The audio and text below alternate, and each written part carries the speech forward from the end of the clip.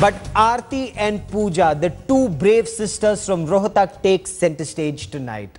After taking on 3 molesters on board a public transport bus in Rohtak, there's another video that has surfaced that shows these two courageous sisters thrashing another roadside Romeo. The video was taken last month. It shows the two girls beating a man in a park. This man tries to hit back. The girls are undeterred. They're not scared of him. They hit him. They slap him. They tell him to apologize for eve teasing, for molestation. The man beats a hasty retreat. Clearly, this is an inspiration. You cannot get away by molesting these young girls and young girls like them. In yesterday's video, Aarti and Pooja thrashed 3 men even as they themselves were assaulted by them. The girls hit one of the assaulters with a belt and their hands and legs in the incident that took place on Friday.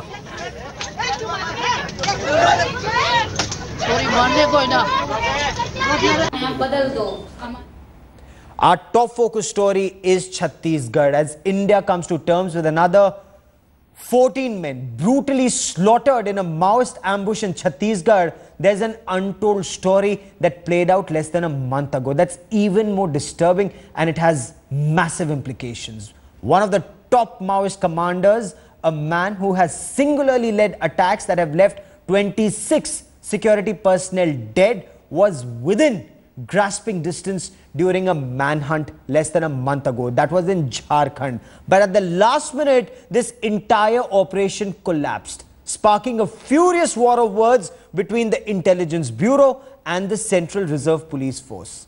Mail Today's Abhishek Bhalla gets you the inside track on that incident that's giving the Ministry of Home Affairs sleepless nights.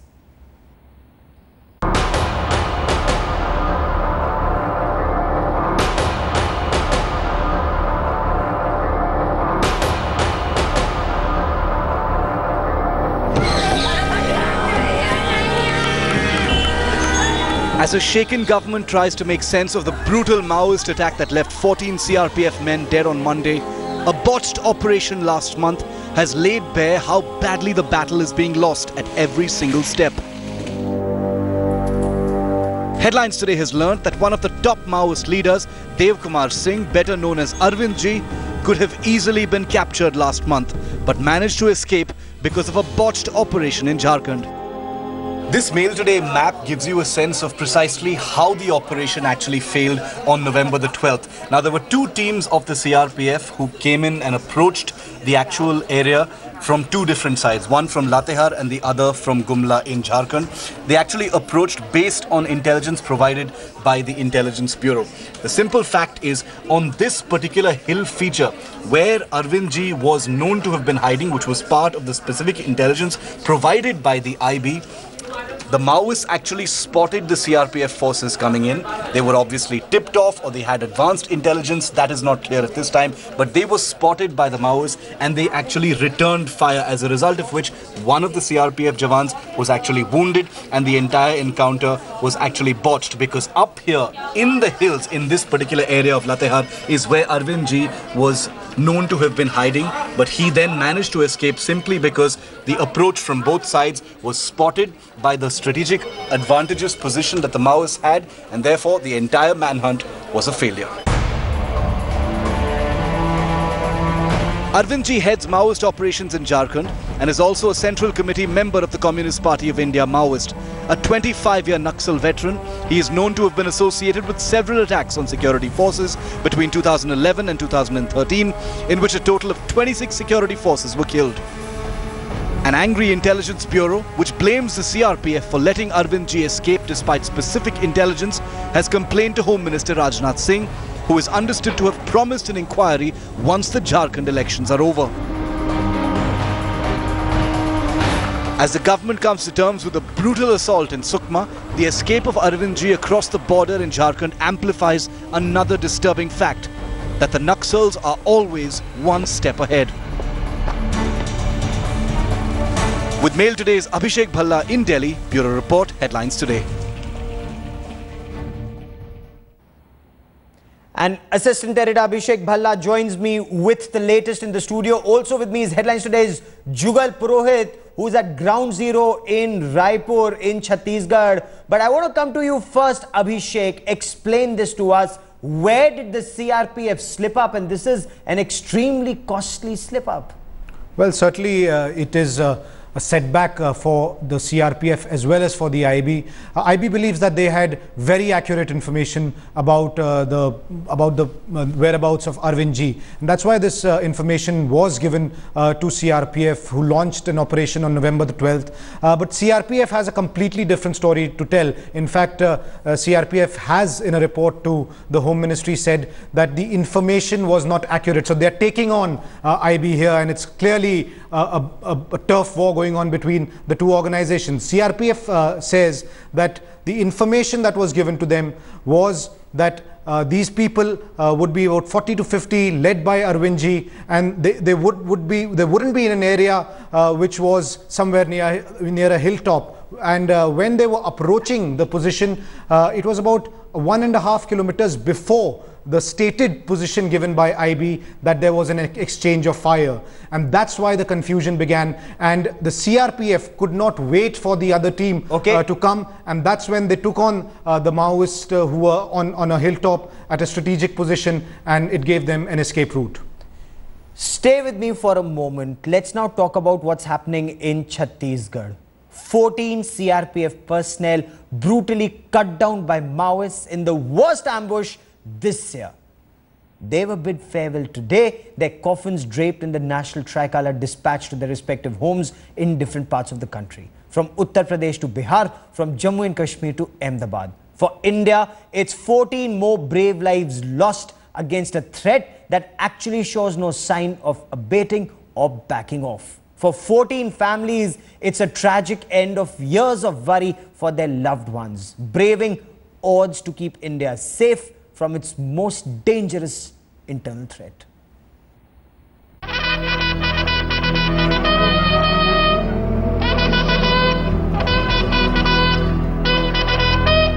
Slaughtered in the deadliest Maoist attack on Prime Minister Modi's watch.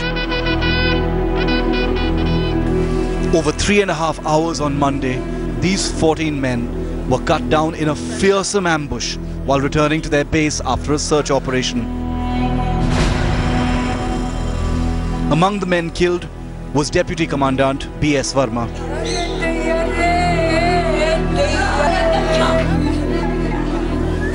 His inconsolable family in Kanpur have lost a breadwinner in what is the biggest Maoist attack since March this year. हमला तो हुआ है, लेकिन कोई जानकारी clear नहीं कर रहे थे। मैं बार-बार फोन कर रहा था, तो वो लोग कह रहे थे कि ठीक है, मतलब हमको भी नहीं मालूम है, वहाँ का सारी व्यवस्था ध्वस्त हो चुकी है। दुख का विषय ये है कि कोई भी कानपुर का कोई आला कमान का अधिकारी या कोई पुलिस का अधिकारी सूचना मिलने के उपरांत भी जो है यहाँ पर उपस्थित नहीं हुआ है। Also part of the ill-fated CRPF squad was Radhe Shyam Ram from Ara in Bihar. He was one of 9 constables who perished in the ambush in the densely forested Kasalpar area. इसलिए उनका शौक बहुत था कि हम देश के रक्षा करें और देश में लगे रहे। सरकार को इस पर ध्यान देना चाहिए कि जहां उग्रवादी हो, विदेश में सैर न करे, अपने देश के भीतर क्या हो रही है, इस पर निगरानी रखने की जरूरत है। As the Modi government comes to terms with the first big Maoist attack since it came to power, the families have been promised all support. जो हमारे जवान शहीद हुए हैं, उनके परिजनों के लिए 38 लाख रुपए की आर्थिक सहायता दी जाएगी। But until the government finds a way to deal effectively with the Maoist threat, the 14 who laid down their lives on Monday only add to an ever-swelling statistic. With Jugal Purohit in Sukma, Chhattisgarh, Bureau Report, Headlines Today. And Jugal Purohit now joins us with the latest. Jugal, somewhere down the line, these brave soldiers, they made the supreme sacrifice of their lives. But the question remains, Why did this happen? Was this poor leadership at ground level, poor leadership at higher command level? And what is being done to ensure this doesn't happen again?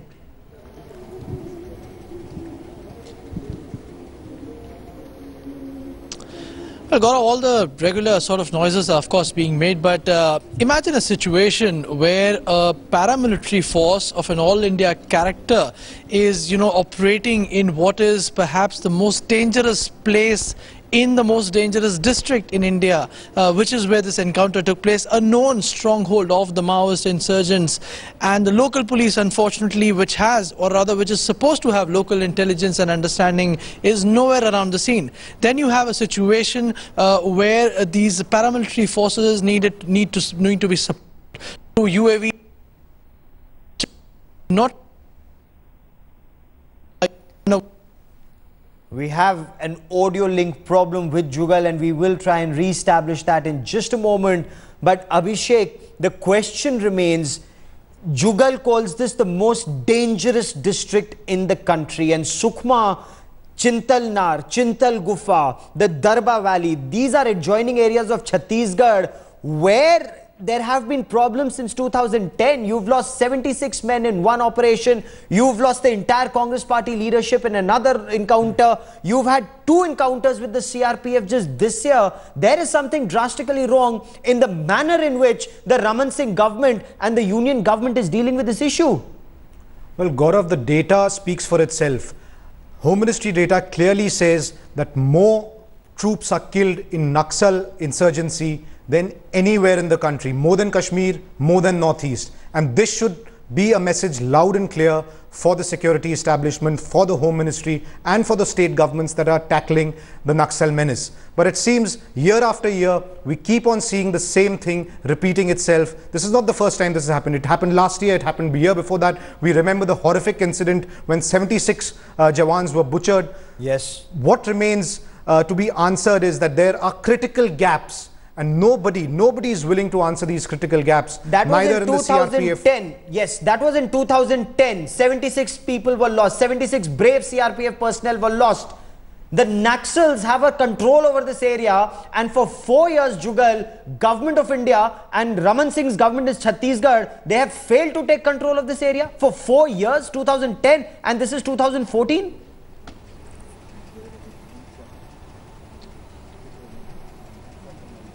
Well, Gaurav, the Naxal insurgency in Chhattisgarh is actually dating much beyond 2010.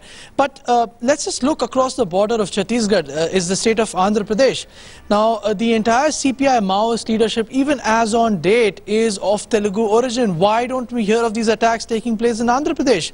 Forget Andhra Pradesh, look at West Bengal. In 2009, we had the Lalgarh incident where, the CPI Maoist actually took physical control of an area. Why don't we have that situation there now? Because in both these cases, Gaurav, the political will was clear, the police took the lead, and then the central paramilitary forces, gave the numbers, and the task was done. Now, in Chhattisgarh, you have a stable administration for so long, yet the police doesn't seem to be taking lead. Infrastructure is not coming up anywhere. Mobile communication towers, I mean, you can name it. The civil administration is not present. So the question really needs to be asked is that if this is a problem of the state of Chhattisgarh, then where is the Chhattisgarh administration? As I was just saying, Gaurav, that the CRPF is operating in an area where the local police should ideally be having intelligence, should be taking the lead in operations, but they are not present. 900 CRPF personnel, some from Andhra Pradesh, some from Maharashtra, some from Jammu Kashmir, some from UP, are in a place where they don't understand the culture, the language, and yet they are taking the lead. Of course, it's commendable that the CRPF is doing this, but it is also worthy of understanding that it's not the CRPF's job, it is the state police's job, and it's not doing it somewhere. And that is something that Chief Minister Raman Singh, where is the state administration? Absolutely, he needs to answer this. Stay with me, gentlemen. Stay with me for a moment. This Naxal menace has reared its ugly head once again. 14 CRPF Jawans, they fell prey to Naxal violence in Sukma on Monday. Now, Union Home Minister Rajnath Singh was terse in his message to these red terrorists. The dangerous question arises, were the CRPF martyrs betrayed by their own, by Government of India, by elements in Government of India? Jugal Purohit with this report from Chhattisgarh.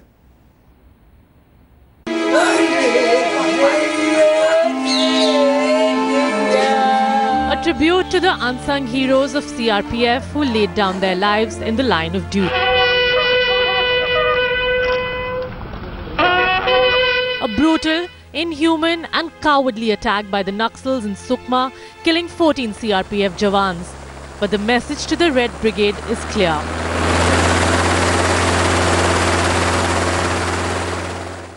यह एक चुनौती है और इस चुनौती का मुकाबला सारे देश को एकजुट होकर करना होगा।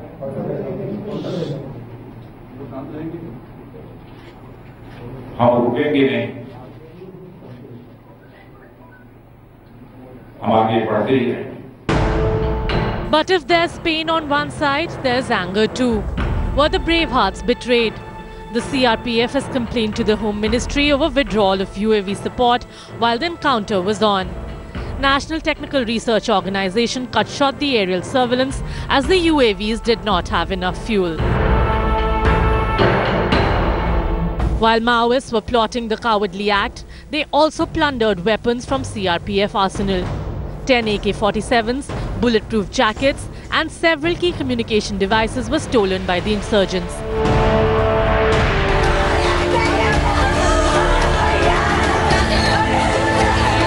While the government has announced compensation for their bravery, the bereaved families of these Jawans are waiting to bid their brave sons a final goodbye.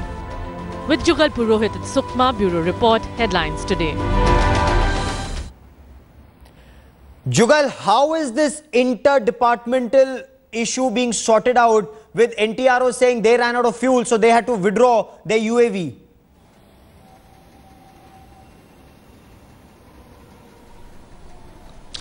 Gaurav, unfortunately, there is no end to this bickering. This issue between the MHA, CRPF and the PMO's NTRO has been going on for a very long time, and it is just yet another manifestation of this problem. Now it's high time that we've been talking about center-state relations and different parties ruling different states and center, but here is a central government body which is not able to get its act right. So the real question is that the PMO and the MHA need to sit together and hammer out these differences, because they need to operate as one unit.